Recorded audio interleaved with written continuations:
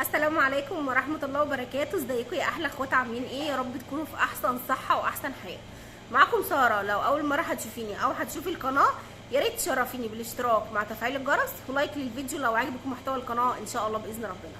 هنبدأ نقول بسم الله الرحمن الرحيم. اللهم صل وسلم وبارك على سيدنا محمد وعلى اله وصحبه وسلم، اشرف الانبياء وخاتم المرسلين، عليه افضل الصلاة واتم التسليم يا رب العالمين. اللهم صل على سيدنا محمد في الاولين، وصلي على سيدنا محمد في الآخرين، وصلي على سيدنا محمد من الملأ الأعلى إلى يوم الدين يا رب العالمين. النهارده احنا هنتكلم عن موضوع مهم جدا. هنتكلم عن علامات لو في الدورة الشهرية عندك هتبشرك بحدوث الحمل القريب، وعلامات عندك في الدورة الشهرية هتعرفك ان دي سبب تأخر الحمل عندك. خليكي معايا لان الفيديو ده مهم جدا ومن اهم الفيديوهات اللي ممكن تسمعيها، لان ده بتقدري تكتشفي حاجات معينة عن طريق الدورة. شكل الدورة عندك بيحدد إذا كان عندك مشكلة ولا لأ، وشكل الدورة عندك بيحدد إذا كنت هتحملي قريب ولا لأ. ربنا يكرم الجميع يا رب الذرية الصالحة ويكرم كل مشتاق يا رب العالمين. طيب أولا كده هنقول علامات كده في الدورة بتعرفك إن أنت عندك مشكلة في حاجة مش طبيعية. أولا لو الدورة بتغيب عليكي، لو الدورة بتغيب عليكي إزاي بقى؟ كل 40 يوم، كل 35 يوم، كل 45 يوم، لأ ستوب بقى. انا كده دورتي مش منتظمه، فطبيعي ان الدوره مش منتظمه، صعب ان يحصل حمل. تمام؟ كل 40 يوم، كل 45 يوم، كل 50 يوم بتيجي، بتغيب عليا كتير جدا. بيكون عندك حاجه من اتنين، يا ضعف تبويض يا تكيسات، يا ضعف تبويض يا تكيسات. والحاجه الثالثه اللي هي بطانه الرحم المهاجره. طيب لو انا عندي ضعف تبويض عندي تكيسات، الدوره هتغيب عليا، مش هتبقى منتظمه، مش هتيجي في ميعادها. لو انا عندي بطانه رحم مش هتيجي في ميعادها، هتيجي بغزاره جدا، هتيجي بألم قوي، هتيجي بشكل رهيب غريب بالشكل. تمام؟ طيب لو انا بقى اول حاجه ان الدوره تغيب عن ميعادها او ما تجيش في ميعادها، ده معناه ان انا عندي مشكله على طول. تاني حاجه ان الدوره تيجي بألم رهيب جدا جدا فوق غير المحتمل. دايما بقول لكم الالم الرهيب اللي انت خايفه منه كده ومتوغوشه كده وحاطه في قلبك كده ايه اللي بيحصل لي ده؟ ايه الالم الرهيب اللي عندي ده؟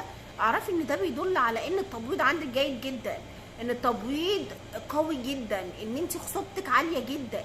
بس المشكله في حاجه بقى، ان انا لما يجيلي الالم ده واتمرمط في الارض بقى، ولا اتمرمخ في الارض، ولا اهبد راسي في الحيط، لا اقفي عندك.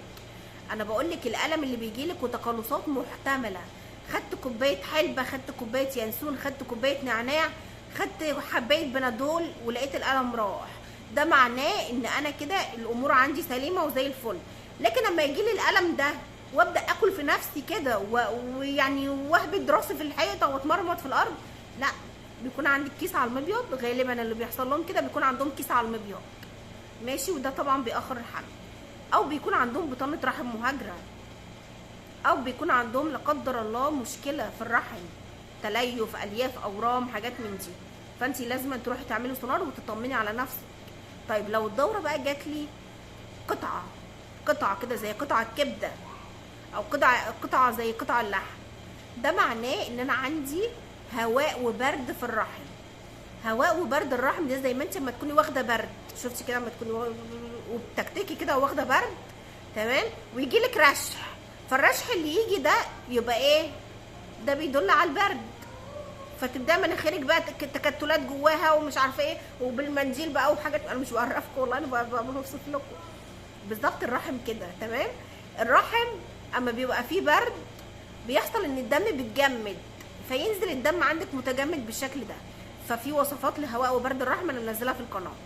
طيب نيجي بقى للحاجه اللي بعد كده، الدم اسود ومكلكع وشكله غريب، ده على طول دم مختزن في الرحم، مختزن في الرحم، ده دم مختزن في الرحم. طيب انا اعمل ايه بقى؟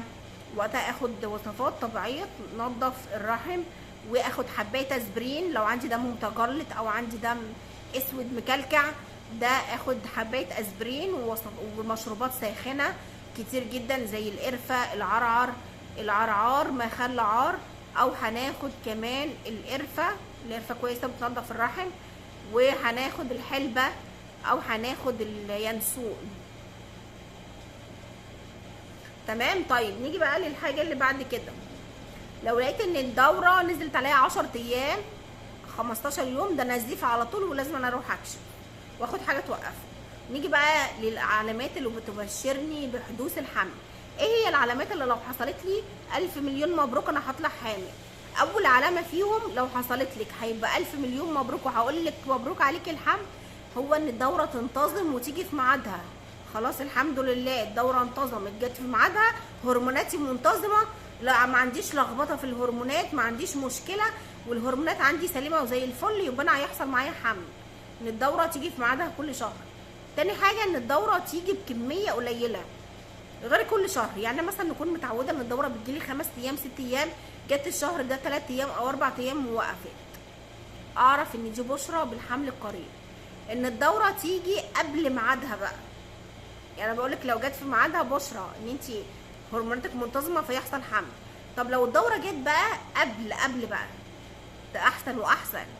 ده بيدل ان انت هرموناتك زي الفل، لان اصلا الدوره الطبيعيه بتقدم كل شهر يومين، فانا لما تقدم معايا يومين معنى كده ان الهرمونات عندي زي الفل، يبقى انا كده هيحصل معايا حمل ان شاء الله باذن ربنا، وهتتلقح البويضه. ان الدوره الشهريه تيجي اكحل اللون او اسود اللون، بس اصبري بقى، عندك انت لسه قايله لنا الدوره اللي لونها اسود، ده بيدل ان انت عندك مشكله ودم مختزن. ازاي بتقول لنا دلوقتي ان الدوره يكون لونها اكحل اللون يبقى هيحصل حمل؟